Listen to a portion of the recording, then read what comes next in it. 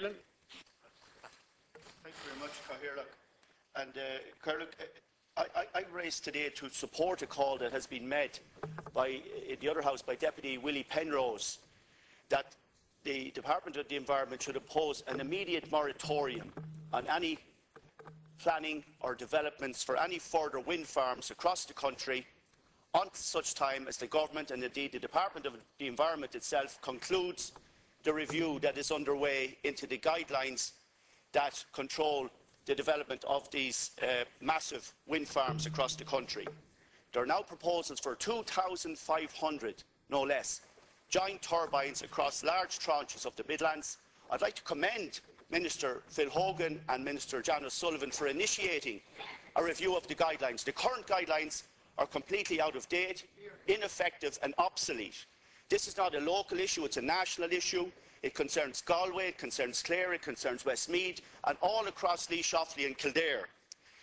There is a view, and it's not without some foundation, amongst the communities that big wind, if you like, has the ear of government, and that the government is to some extent acting as a front of house salesperson to promote the interests of commercial wind farms. I think this is dangerous, I think this is wrong.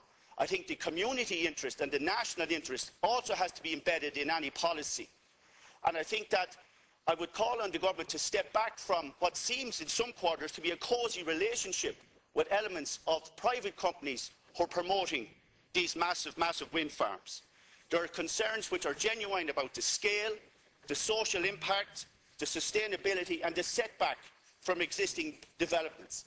It's also the case, Cathaoirleach, that the whole idea of proper and meaningful consultation at the moment is a farce, because what you have are secret deals being done by the wind companies, Cathaoirleach, with landowners behind their neighbours' backs, and no one really knows what's going on. The wind farm promoters are saying they're going to connect to the national grid by undergrounding. EirGrid maintain undergrounding is not feasible or possible, so someone is telling us a porky. And I want to say this, I have to put this in the record, I'm sorry, Cathaoirleach, to finish up. Looking for a debate on this issue? I am looking for a debate because I think the Senate itself should have a debate here and a discourse with the Minister, John O'Sullivan or Minister Phil Hogan, so that we too, as senators, can feed in to the policy directive in relation to the control and guidelines which govern the development of new wind farms, because at the moment the community interests are not being adequately taken into account and those concerns have to be considered. Thank you. Senator O'Flaherty.